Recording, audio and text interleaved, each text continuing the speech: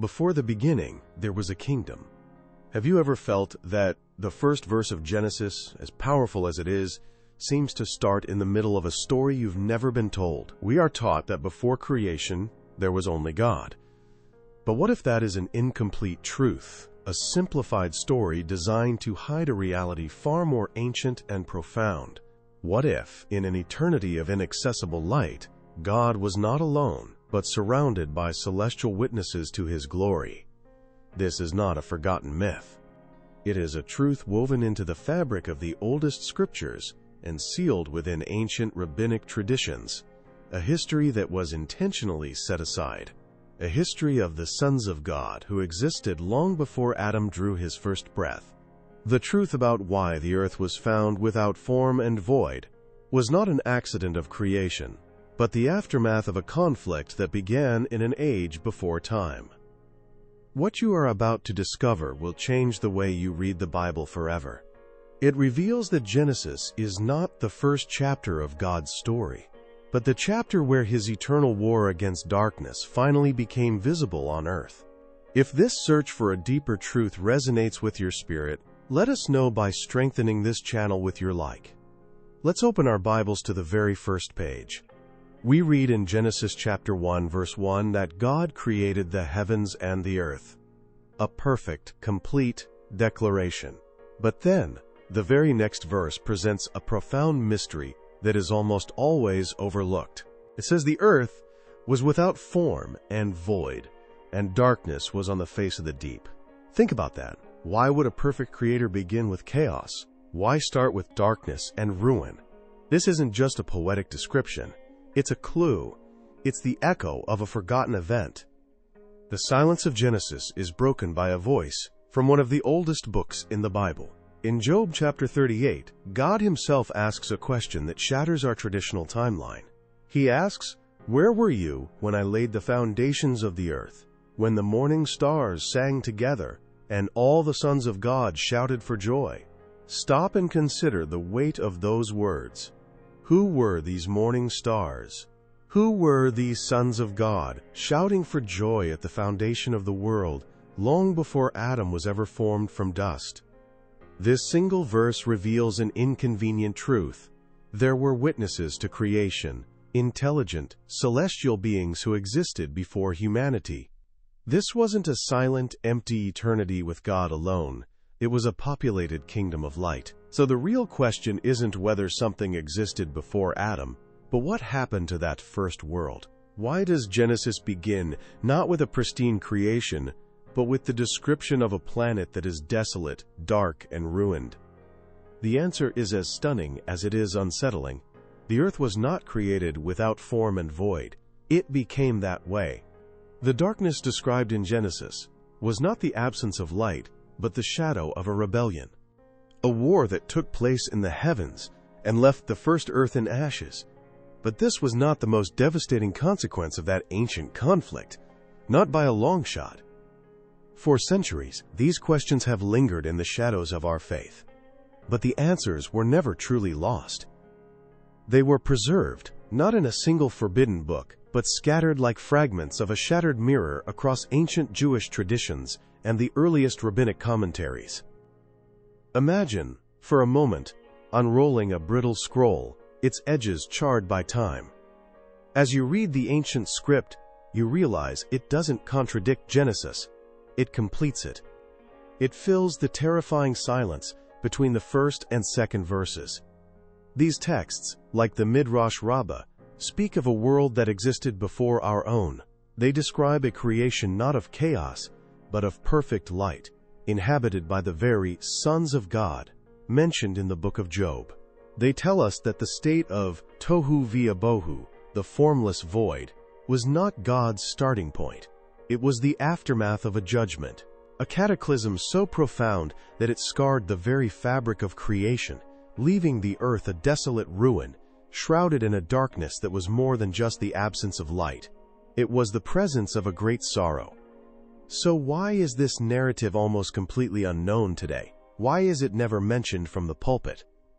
The evidence suggests this was a deliberate choice. Ancient councils and scribes, Fearing that this profound prehistory would overshadow the unique story of Adam and the creation of mankind, chose to simplify the narrative. They sealed these traditions away, leaving us with only faint echoes in the canonical scriptures. They left the ruin in Genesis chapter 1 verse 2 without an explanation, and the sons of God in Job without a history. The truth was intentionally set aside. But in hiding the story of that first world, they also concealed something far more critical. They obscured the true identity and origin of the adversary who caused its downfall. The rebellion in heaven was not just an abstract event. It was a betrayal led by the most magnificent of all the morning stars. And what that being stole from the first creation is the very thing humanity has been searching for ever since. The being who led this fall is a name now spoken in whispers, but who was once robed in splendor. The prophet Isaiah calls him the morning star, son of the dawn. He was the anointed cherub, a guardian of the very throne of God, a being of breathtaking wisdom and beauty. He presided over God's first kingdom, a creation not of physical matter, but of pure light, sound, and perfect harmony. Imagine a realm where the sons of God served the Creator not out of duty, but out of overwhelming joy. This was a world without shadow, without sorrow, and without death. It was perfection, but that perfection was corrupted from within. A seed of pride, planted in the heart of the most glorious of all created beings, grew into a cosmic rebellion. The morning star no longer wanted to reflect God's glory. He wanted to steal it. As Isaiah records, he declared in his heart, "I will ascend to heaven. I will raise my throne above the stars of God." And he was not alone. A vast multitude of the heavenly hosts, the same beings who once sang at creation, chose to follow him in his betrayal. This was not a war of swords and shields. It was a spiritual treason that sent a tremor through eternity, poisoning the very fabric of that first world. The devastation of that rebellion was absolute. The earth that became, without form and void, was the physical echo of this spiritual catastrophe. The darkness that covered the face of the deep was not a simple absence of light. It was the shadow of God's judgment, a universe steeped in the sorrow of a fallen kingdom. Genesis chapter 1 verse 2, therefore, is not a description of a blank canvas waiting for the artist's first stroke. It is the scene of a ruin, a battlefield covered in the ashes of a lost world, silent and waiting for its creator to speak once more. If this is true, it changes everything we thought we knew. It means that Adam was not the beginning of God's plan, but his profound answer to the universe's first tragedy. Humanity was not Plan A. We were created in the aftermath of a cosmic war, placed upon a restored planet for a purpose far greater and more urgent than we have ever been told. This means the Garden of Eden was not simply a paradise. It was a beachhead, a fortress of light established on a world that darkness had already claimed as its own. And the serpent was not a new intruder. He was the deposed ruler of that ancient, ruined world, returning to reclaim his lost territory. This raises a profoundly uncomfortable question. If this history is so critical, why is it almost entirely absent from our modern understanding of the Bible? For centuries, we have been taught a simplified story, that in the beginning there was nothing, and then God created. It is a beautiful and powerful narrative, but it is incomplete. The version you've been told is not a lie, but a heavily edited summary of a much larger, more ancient truth. The reason for this omission was not born of malice, but of fear. Imagine the early church fathers and rabbinic councils poring over ancient texts and traditions. They held in their hands a story of cosmic war, of celestial betrayal, and of a world destroyed before humanity ever walked the earth. They feared this staggering prehistory would overwhelm the central message of Adam, of the fall, and of Christ's redemption.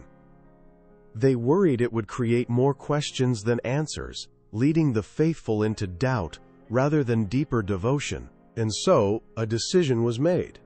not in one single moment, but over generations of careful curation.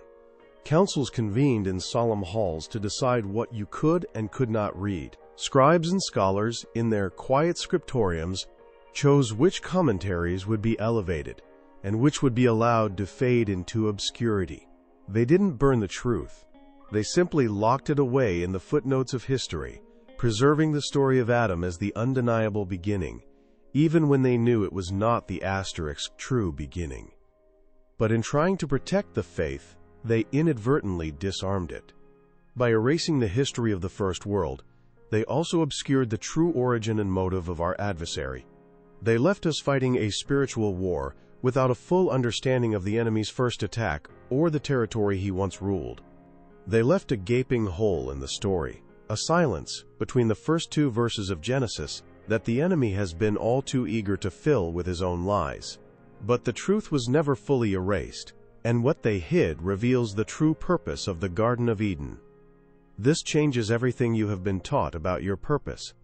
Suddenly, the spiritual battle we face is not a vague abstract struggle. It is the continuation of an ancient war. Your faith is not just about securing your own salvation. It is an act of reclaiming territory for the kingdom of light on a world that was once lost to darkness. This truth doesn't diminish God's plan. It magnifies it, revealing the sheer scale of His redemptive work from one eternity to the next. Perhaps this knowledge was set aside for a time, waiting for a generation that could handle its weight. It is not a truth for the faint of heart or for those content with a shallow faith. It is for the seeker, for the soul who has always felt there was something more, something deeper hidden just beneath the surface of the familiar stories. The fact that you are watching this, that these words resonate within you, is a sign that you are ready to look beyond the veil. This is why so many feel a sense of emptiness in the modern church. We are given answers, but we have forgotten the original questions. We are told about a spiritual war, but we are not shown the ancient battlefield upon which it began. The depth, the gravity, and the cosmic significance of our story were traded for a simpler narrative, leaving us with a faith that can feel wide but not deep. If you also feel that modern Christianity has lost its depth, write in the comments, "I want the truth." You are not alone in this search. This hunger for what was lost is the first step toward rediscovering the awesome and terrifying reality of God's full plan, a plan that began long before the garden. So if the Garden of Eden was a fortress of light on a fallen world, a divine answer to a cosmic rebellion, we must ask an even deeper question. Was Eden the original blueprint?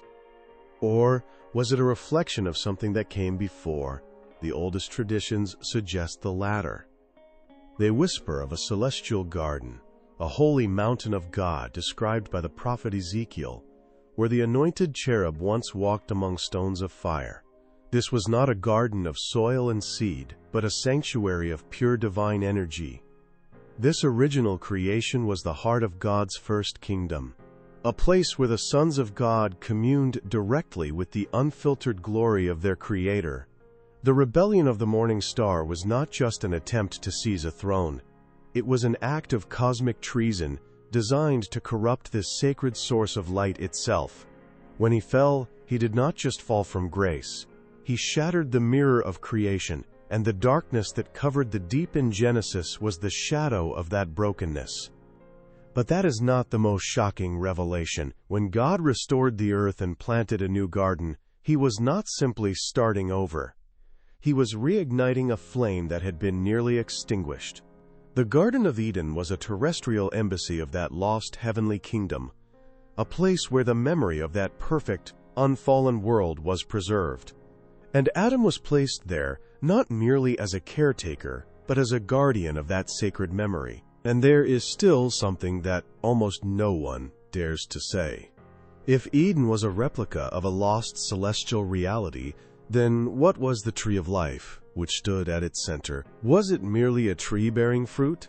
Or was it something more? What if it was a conduit, a living spark of that first, unfallen creation, planted on a ruined world as a promise of what could be reclaimed? And what terrifying power was Adam truly guarding it from? This truth reframes our entire understanding of God's nature. We have always seen Him as the Creator, the one who spoke light into an empty void. But this ancient history reveals a more profound truth. God is, first and foremost, a restorer. He did not create the chaos described in Genesis. He stepped into it. He did not author the darkness. He conquered it. The first act of creation we read in the Bible is not an act of making something from nothing, but an act of reclaiming something that was lost. And this is where humanity's true purpose comes into focus. Adam was not a divine experiment on a new planet. He was God's answer to a cosmic betrayal.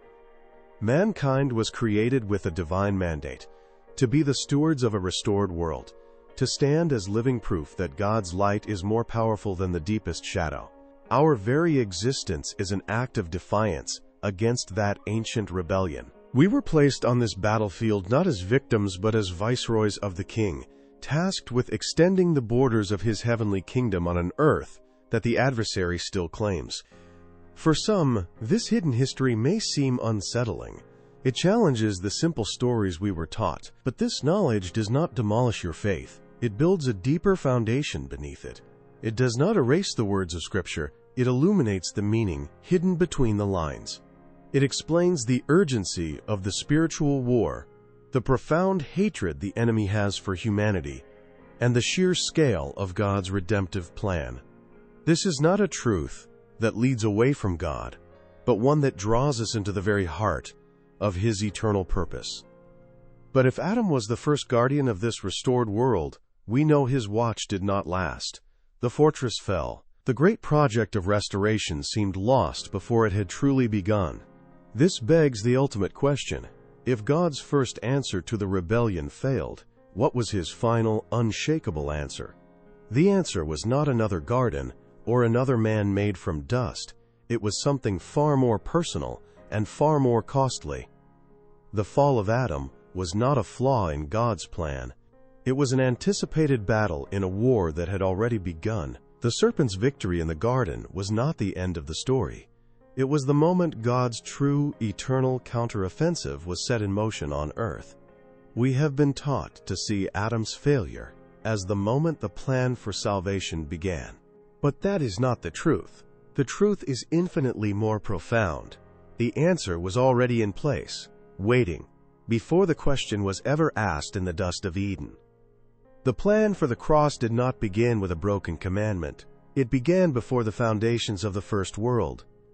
The Apostle John in the book of Revelation was given a glimpse of this staggering reality when he wrote of the Lamb who was slain from the foundation of the world. Think of what this means. Before the morning stars ever sang, before the anointed cherub ever fell, before Adam ever took his first breath, Christ was already the answer. The Garden of Eden was not the beginning of the story of redemption. It was the stage upon which God would reveal a rescue plan conceived in eternity past. Christ was not plan B. He was not a divine reaction to Adam's sin. He was the eternal and preemptive answer to the morning star's pride. The entire story of humanity, from the restored earth in Genesis to the final judgment, is the unfolding of this one magnificent truth. The rebellion in heaven wounded creation, but it could never touch God's ultimate purpose. That purpose was not simply to create a man, but to bring forth a son who would crush the head of that ancient serpent and reclaim all that was lost. Therefore, when you read Genesis chapter 1, you are not reading about a simple beginning. You are reading about a new beginning, a divine restoration that was always meant to lead to one final, unshakable conclusion. The light that broke through the darkness over the face of the deep was more than the light of the sun. It was the promise of the true light of the world. Your faith is not an accident of history. It is your part in a cosmic story of redemption that began before time, a story whose author and finisher is Jesus Christ, the true beginning and the end. What you have just heard is not meant to shake your faith, but to give it roots that reach back into eternity itself. This is the profound, awesome story that has been waiting in the shadows for centuries, a truth not lost, but preserved for those with ears to hear. The Bible you hold in your hands has not changed, but your understanding of its first verses is now deeper, wider, and more alive, with the echoes of a cosmic war and a love that refused to be defeated. This truth was once sealed, deemed too overwhelming for a younger faith. But now, in these times, it is coming to light, calling to the hearts of those who hunger for more than just the surface of this story. You are part of a generation being entrusted with a fuller picture of God's magnificent, eternal plan of redemption. It is a heavy truth, but it is a glorious one, and it places your own life, your own battles, and your own faith within the grandest narrative ever told. If this truth burns in your heart, if it resonates in your spirit as something you have always felt but could never name, then join us in bringing this light to others. Strengthen this work with your like, subscribe to the channel, and activate the notification bell so you do not miss the next revelation we uncover. And now we have a members area. By becoming a member, you bless this work directly and help us continue producing edifying and revealing content like this, ensuring these truths are not silenced again. Finally, we want to know where this message has found you.